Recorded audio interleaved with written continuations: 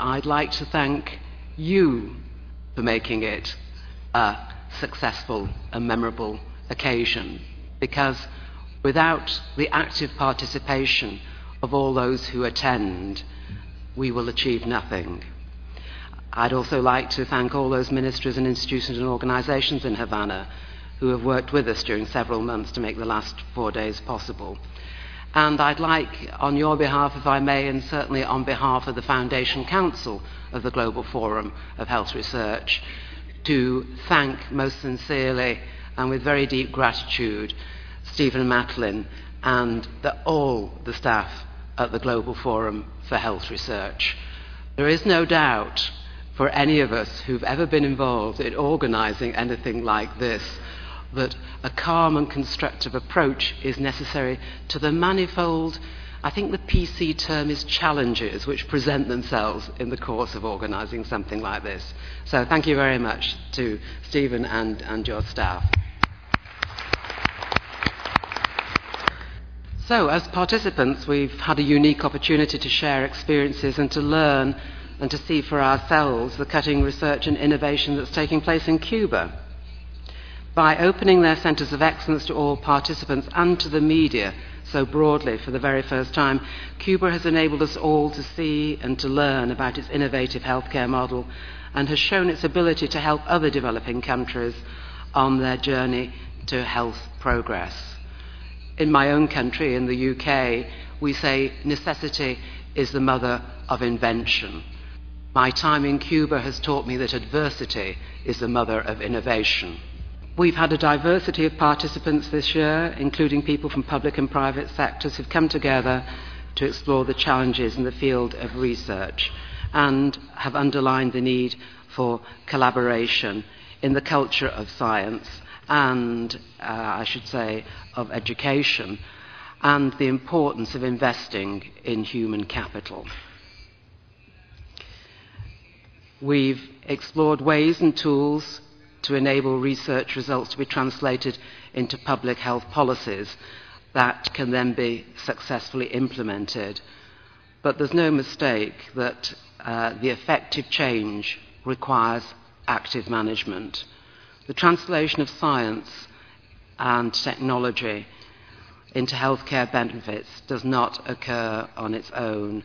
And as I said in my opening remarks, we have to take into account the crucial phase of translation that covers the essential task of preparing for change in the real world of public policy and health services. So we do hope that in saying to all of you, bon voyage, safe journey home, and if I could say bon voyage in Spanish, I would, we do hope that Forum 2009 will be remembered for its innovative approach, its capacity to engage, dialogue and debate amongst participants, and hopefully the collaboration that is initiated between the various constituents and stakeholders. Enjoy the rest of your time in Cuba. I certainly hope to, once we've had 2 days of Foundation Council meetings, when we will hope to digest and be inspired by what we've learned here. Godspeed, my friends, in all your endeavours. Thank you. Vice President Fernandez, Minister Balaguer, Minister Miar, I would like to first begin by thanking all three of you personally for the extremely high level of political support that we've had throughout the whole process of organising and mounting this forum in Cuba this year. We really are extremely grateful to the whole government of Cuba and to you three individually for all the support that you've given us. I would also like to acknowledge the support and help that we've had from many other individuals and organisations in Cuba. In particular, to begin with, the National Organising Committee that was set up to work with us throughout the last year to mount this event, chaired by the Vice Minister of Health, Dr Roberto González Martin, and his colleagues including Dr Niviola Cabrera Cruz. These have been magnificent collaborations that we've had, and we really do appreciate the cooperation, the flexibility and the ingenuity of all this group of people in helping us to put this together. There are far too many names to acknowledge all of them individually, but one that I would particularly like to single out is Adolfo Alvarez Blanco, who has been for much of the time our focal point on the National Organising Committee, and who has unfortunately become seriously ill and was unable to be with us for this meeting. I think I'd like to send on behalf of the whole conference our thanks and good wishes to him.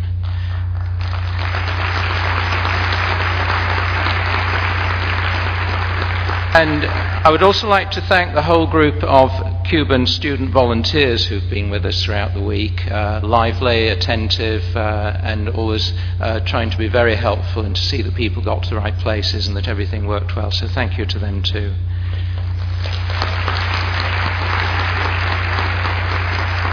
And I would like to say how much we appreciate the help of the staff of the centre here, the conference centre, and especially its leader, Migdalia Luna Cisneros. They've not only been extremely professional, but also incredibly flexible in adapting to our peculiar requirements for this conference and being willing to change everything from the working times of their staff to the arrangements of seating in many of the rooms in order to fit us in. So thank you to them. And from outside Cuba, we've had many people collaborating with us and helping us in many ways. One group I'd like to acknowledge is the Facilitators Without Borders, who volunteered their time to work with us to try and help make these as creative as possible, a set of sessions and interactions during the week. We've had several media partners who've supported our work in a number of ways, and that includes the British Medical Journal, the Financial Times, the Lancet, the Medic Review based here in Cuba, the New England Journal of Medicine, and SciDevNet. And I'd also like to acknowledge the work of Tropica, the TDR program, which has been taking down details of all the sessions this week, and you'll find them all on the website when you get home so that you can look at what's happened in many of the sessions that you weren't able to attend yourselves. And I would like to say a special thank you to our colleagues in WHO, and especially those in the region here in the PAHO regional office and in the country office of WHO, for all the facilitation that they've provided in putting this event together. We've had support from a number of funders in addition to our own regular core contributors, who've specifically provided us with money to bring many of the participants and faculty from low and middle income countries to Cuba. And this has included the Rockefeller Foundation, Swedish International Development Agency, Swiss Development Corporation, the Wellcome Trust, and our travel agents from Switzerland, RAPTIM. So thank you to all of them. You may be interested in some of the statistics that now that the conference is complete, we've had very, very close to 1,000 registered participants in the meeting, with 60% of them coming from low and middle income countries and the other 40% from high income countries. So a very rich balance of people, and of course from very, very many different sectors, from the private sector, the media, civil society, non-governmental organizations, as well as from leaders of research and many decision makers and politicians. And we're extremely grateful to all of you for giving your time and coming here. One final group based in Cuba that I would like to acknowledge is the group that worked with us as the selection committee for the Spanish language section of our annual Global Forum Lancet essay competition. There was a committee chaired by Dr. Nerera Rojo, which helped to review more than 80 entries in the Spanish language and helped to select the Cuban winner and the international Spanish language winner from that.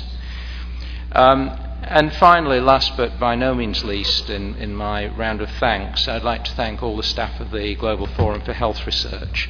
It's incredibly hard work putting on a meeting like this. They've been working very hard right through the year in order to mount this event, and I really would like to express my personal appreciation to them for their flexibility and their commitment, but also to thank the many members of the Foundation Council who supported us throughout this process with advice and encouragement. So thank you to you too.